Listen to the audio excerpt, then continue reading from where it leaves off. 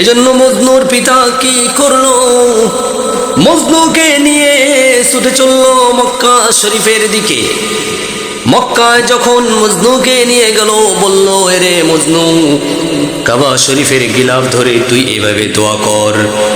বাবা, কিভাবে দোয়া করব বল? আল্লাহুম্মা রহামনি মিন হুব্বিহা, হে আল্লাহ, লাইলির মোহব্বত দূর করে আমাকে শান্তি দান করো। তখন মজনু বলে, হে আল্লাহ, লাইলির দর্শন দ্বারা আমাকে উপকার করো। বাবাকে, কি রে, আমি তোরে বললাম একটা, তুই বললি আরেকটা, কারণ কি? তখন মজনু বলে, ইয়া রব্বি লা তাসলুবনি হুব্বাহা আবাদা ওয়ারহামহুল্লাহু আবদান ক্বালা আমিনা।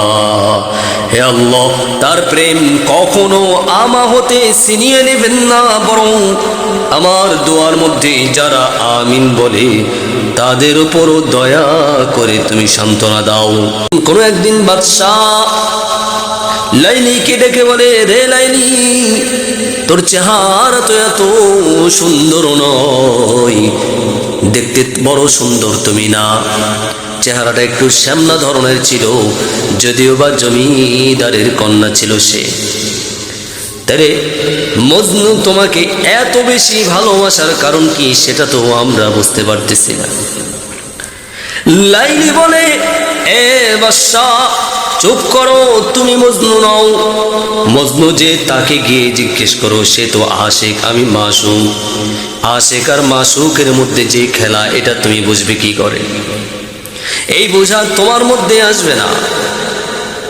তাহলে সে হলো ইশকের দরিয়ার মধ্যে হাবুডুবু খাচ্ছে, তুমি তো ইশক সম্বন্ধে কিছুই বুঝো না। তোমার ইশক বুঝতে হলে আরো বহু দূর যেতে হবে। মজনু আমার যখন শুনলো যে লাইলি দুনিয়ার মধ্যে থেকে বিদায় নিয়ে নিয়েছে, তখন মজনু লাইলির কবর তালাশ করার জন্য এদিকে সেদিকে যায়।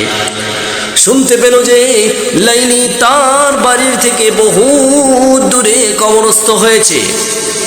সেদিকে যাওয়ার জন্য যখন মজনু প্রস্তুতি নিল, তাকে সকলে বারণ করলো যে, মজনু, তুই সেদিকে যাইস না। মজনু যাওয়া শুরু করলো, একা একা গিয়ে কবরস্থান খুঁজে বের করে ফেলল। এবার কবরের মাটির ঘ্রাণ সে শুনতেছে। কবরের মাটির ঘ্রাণ শুকতে শুকতে লাইলির কবর বের করে ফেলল। সকলে আশ্চর্য হয়ে গেল, বলল, হায় হায়, কেমন ইশক, কেমন মুহাব্বত আল্লাহর জন্য, কেমন ভালোবাসা যে লাইলির কবর সে বের করে ফেলল।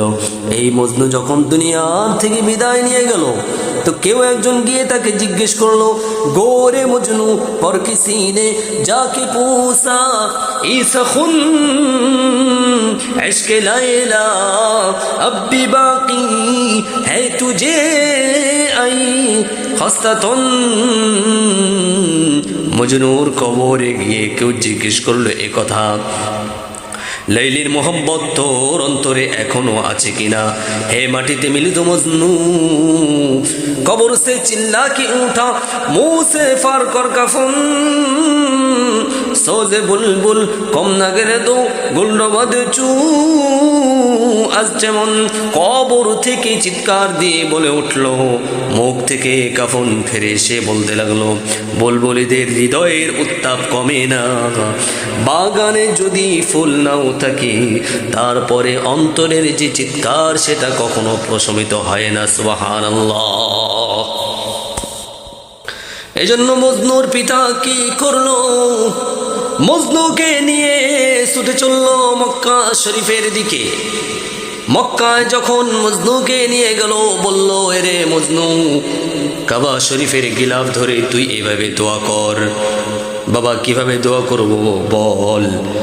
আল্লাহুম্মা রহামনি মিন হুব্বিহা, হে আল্লাহ, লাইলির মোহব্বত দূর করে আমাকে শান্তি দান করো।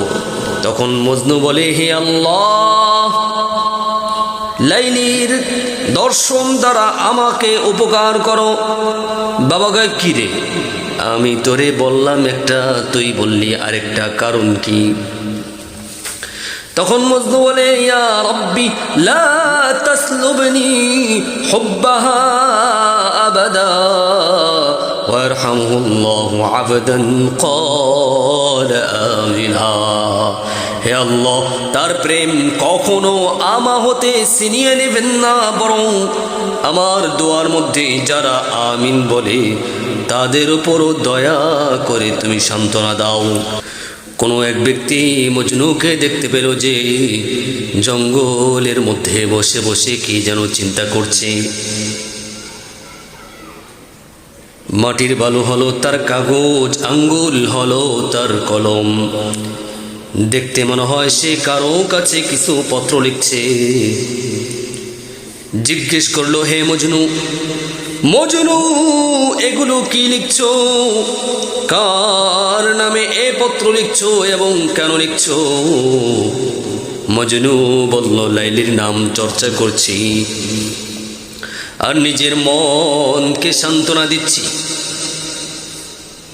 এক রাতে নির্জনে বসে মজনু বলল, হে পরওয়ারদিগার বেনিয়াজ নিরাধার, তুমি আমার নাম কেন মজনু রেখেছো? লাইলির প্রেম কেন আমার অন্তরে দিয়েছো? বাবলা কাটা আমার শয়নের বিছানা বানিয়েছো। তার প্রেমে আমি রাত দিন কান্নাকাটি করি। মজনুর এই ফরিয়াদের প্রতি উত্তরে গায়বী আওয়াজ হইল, হে মজনু, এই দুঃখ দুর্দশা তোমার নসিবে আমি আল্লাহ নির্দিষ্ট করে দিয়েছি। লাইলির প্রেমের আগুনে জ্বলিয়া তুমি রাতের পর রাত কাঁদিয়া কাটাইতেছ। তোমার এই আহাজারি আমার খুবই ভালো লাগে। তোমার সারা রাতের ইয়া রব ডাক শুনিয়া আমার কতই না আনন্দ হয়। তোমাকে এই পেরেশানিতে ফেলা লাইলির কাজ নয়, বরং আমার ওই কাজ। কেননা লাইলির যে রূপ লাবণ্য তোমাকে মুগ্ধ করিয়াছে, তাহা তো আমার ওই রূপের প্রতিচ্ছটা মাত্র। এজন্য মজনুর পিতা কি করলো? মজনুকে নিয়ে ছুটে চলল মক্কা শরীফের দিকে। মক্কায় যখন মজনুকে নিয়ে গেল, বলল, এরে মজনু, কাবা শরীফের গিলাফ ধরে তুই এভাবে দোয়া কর। বাবা, কিভাবে দোয়া করব বল? আল্লাহুম্মা রহামনি মিন হুব্বিহা, হে আল্লাহ, লাইলির মোহাব্বত দূর করে আমাকে শান্তি দান করো। তখন মজনু বলে, হে আল্লাহ, লাইলির দর্শন দ্বারা আমাকে উপকার করো। বাবা কয়, কি রে, আমি তোরে বললাম একটা, তুই বললি আরেকটা, কারণ কি? তখন মজনু বলে, ইয়া রব্বি লা তাসলুবনি হুব্বাহা আবাদা ওয়ারহামহুল্লাহু আবদান ক্বালা আমিনা।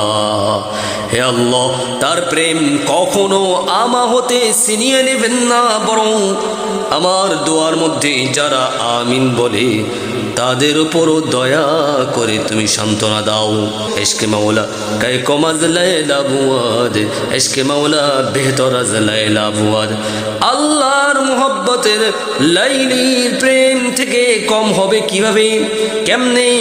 আল্লাহর মুহাব্বত লাইলির চেয়ে উত্তম অবশ্যই হতে হবে, ঠিক কিনা?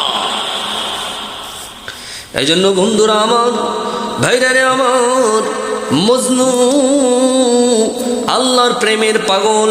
কোনো একদিন মজনু কি করলো?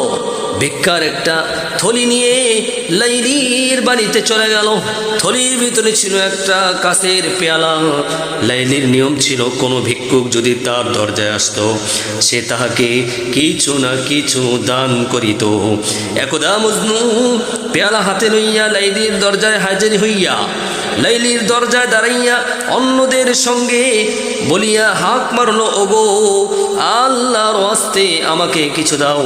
লাইলি আসিয়া সবাইকে কিছু কিছু দান করিল, কিন্তু মজনুকে তো কিছুই দিল না। মজনুকে দেওয়ার পরিবর্তে মজনুর হাত হইতে পেয়ালাটা ছিনাইয়া নিয়া জমিনের মধ্যে আসার মানিল। আর অমনি মজনু বেইখতিয়ার হইয়া নাচানাচি আরম্ভ করল। তাহাকে এমন অসময়ে নাচিতে দেখিয়া কেহ কেহ বলিল, রে বোকা, এই বুঝি তোর নাচিবার সময়? সবাই তো দান পাইল আর তুই কিছুই পাইলি না, তদুপরি নিজের ভাণ্ডটাও হারাইনি। এই অবস্থায় তোর এই নাচানাচি কোন আনন্দে? মজনু বলে, ওহে চুপ কর, তুই তো আশিক নও, কাজী আশিকির সূক্ষ্ম রহস্য তোমার জানা নাই। এই যে আমাকে কিছুই দিল না, বরং আমার ভাণ্ড ছিনাইয়া নিয়া আসার মারিয়া ভাঙ্গিয়া ফেলল, চূর্ণ বিচূর্ণ করে দিল, টুকরা টুকরা করে দিল। এটা আমার জন্য কোনো বালা নয়, বরং এটা মাসুকের এক বিশেষ ভঙ্গি। কে আছে এমন খুশনসিব আশিক, যাহার মাসুকই তাহাকে ইচ্ছা করিয়া এমন বিপদে ফেলে, যার মাসুকই তাহাকে ইচ্ছা করিয়া এমন বিপদের মধ্যে ফেলে। এই জন্য বন্ধুরা আমার, ভাইরারে আমার, এই লাইলি মজনুর ঘটনা এটা আমাদের জন্য শিক্ষা। এর থেকে আমাদের শিক্ষা নিতে হবে, মহব্বত করলে আল্লাহর সাথেই মহব্বত করব। যদি কাউকে ভালোবাসতে হয় সেটা আল্লাহর জন্যই ভালোবাসবো, কারণ কিয়ামতের দিন যার সাথে যার মহব্বত তার সাথে তার হবে কিয়ামত। আল্লাহর নবী হযরত ইউসুফ আলাইহিস সালাতু ওয়াস সালাম যখন জুলাইখার ফাঁদে পড়ে গিয়েছিলেন, মাত্র এমনি মুহূর্তে আল্লাহ তাআলা বলেন, ওয়ালাকাদ হাম্মাত বিহি ওয়া হাম্মা বিহা লাউলা আন রাআ বুরহান রাব্বিহি كذلك لنصرف عنه السوء والفحشاء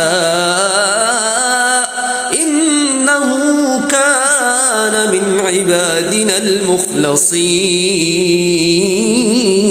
المخلصين। যদি আমি হযরত ইউসুফকে জুলাইখার খারাপি থেকে পবিত্র না করতাম, না বাঁচাইতাম, তবে হযরতে ইউসুফ আলাইহিস সালাতু ওয়াস সালাম কখনো গুনার থেকে বাঁচতে পারতো না। আমি রব্বুল আলামিন ইউসুফকে গুনার থেকে বাঁচানোর কারণেই ইউসুফ নবী এই গুনার থেকে বাঁচতে পেরেছেন। গুনার থেকে বাঁচানোর একমাত্র মালিক আল্লাহ। তবে আমাদের শর্ত হলো আমরা গুনাহ করব না, পাক্কা নিয়ত করব। নামাজ ছাড়ব না, পাক্কা নিয়ত করব। রোজা ছাড়ব না, পাক্কা নিয়ত করব। আল্লাহর হুকুম নবীর তরিকা অনুযায়ী চলব। ওই যে যুবক ইউসুফের মতো যদি হতে পারি, মজনু পাগলের মতো যদি আল্লাহর প্রেমিক হতে পারি, তাহলে এটাই আমাদের জন্য সার্থকতা। জান্নাত তোমার জন্য আমার জন্য অপেক্ষা করছে।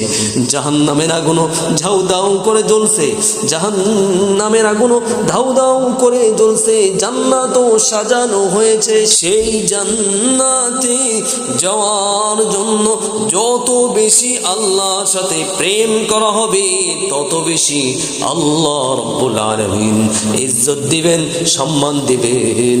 ওয়ালিমান খাফা মাকাম রাব্বিহি জান্নাতান,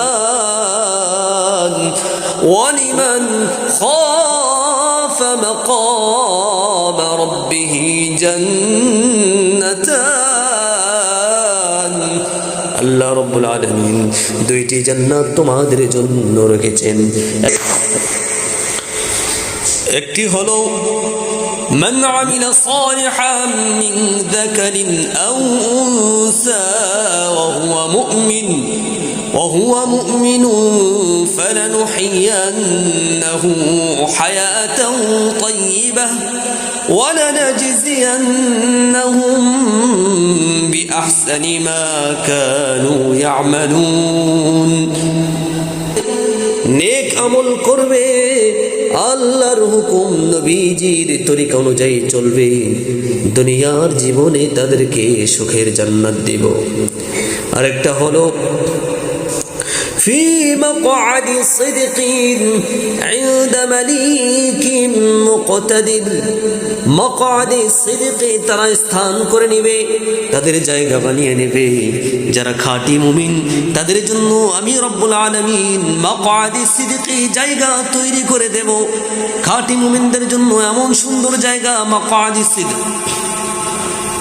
বন্ধুরা আমার, যেটা করতে হবে সেটা হলো আল্লাহর হুকুম নবীজির তরিকা অনুযায়ী না চললে মাকআদ সিদক, এটা তো দূরের কথা, জাহান্নাম ছাড়া আর কোনো উপায় থাকবে না। যে জাহান্নামে যাওয়ার পরে বারবার চিৎকার করবে আর বলবে ওয়ানাদাউ ইয়া মালিক লিয়াকদি আলাইনা রাব্বুকা ক্বালা ইন্নাকুম মাকিসুন, ওরে মালিক একটু জাহান্নাম থেকে বের করার ব্যবস্থা করে দে। আর তো কারো চিৎকার শোনা হবে না। সেই জাহান্নাম থেকে বাঁচার জন্য যা যা করণীয় তা করার জন্য আমাদের এখন থেকেই প্রস্তুত হওয়ার দরকার আছে কিনা? তাহলে বন্ধুরা আজ থেকে ওয়াদা করে নাও, আর কখনো আমরা নামাজ ছাড়বো না, আমরা আল্লাহর হুকুম অনুযায়ী চলবো, নবীজির তরিকা ছাড়া অন্য কোনো তরিকায় আর চলবো না। যদি সেটা করতে পারি আল্লাহ রাজি হলেই তো যথেষ্ট। ওয়াকাফা বিল্লাহি শাহীদা ওয়াকাফা বিল্লাহি হাসিবা ওয়াকাফা বিল্লাহি হাসিবা। আল্লাহ তাআলা যথেষ্ট। বন্ধুরা রে আমার, ভাইরা রে আমার, এই যে আশিক মজনু মাশুক লায়লা, কেমন মোহাব্বত তাদের অন্তরের মধ্যে আল্লাহ তাআলা দিয়ে দিয়েছেন। কিন্তু এই মোহাব্বতকে আল্লাহর জন্য পর্যবসিত করেছেন মজনু। তুমি যদি আল্লাহর প্রেমিক হতে পারো, আল্লাহর বন্ধু হওয়া যায়, আল্লাহর সাথে খাতির করা যায়, তিনি তোমাকে এইভাবেই আল্লাহর পাগল হিসাবে কবুল করবেন। বন্ধুরা আমার, ভাইরা রে আমার, কোনো একদিন আরেকদিন মজনুকে খলিফা জিজ্ঞেস করে রেল আরেকদিন, এই জন্য এই প্রেম এই ভালোবাসা শুধু আল্লাহর, এই প্রেম এই ভালোবাসা শুধু আল্লাহর জন্য হতে হবে, অন্য কারো জন্য নয়। কোনদিন একবার এই জন্য বন্ধুরা আমার, এই জন্য বন্ধুরা আমার, ভাইরা রে আমার, এই প্রেম এই ভালোবাসা শুধু আল্লাহর জন্য হতে হবে, অন্য কারো জন্য নয়। আল্লাহ যদি তোমার পাশে থেকে যায় আর কোনো কিছুর দরকার নাই। আল্লাহকে রাজি বানাও, তাকে খুশি করো, তার প্রেমিক হও, তার রঙে রঙিন হও, তার হাবিবের ঢঙ্গে রঙিন হও। সাহাবীদের প্রেম অন্তরের মধ্যে লুকিয়ে রাখো। কোনোদিন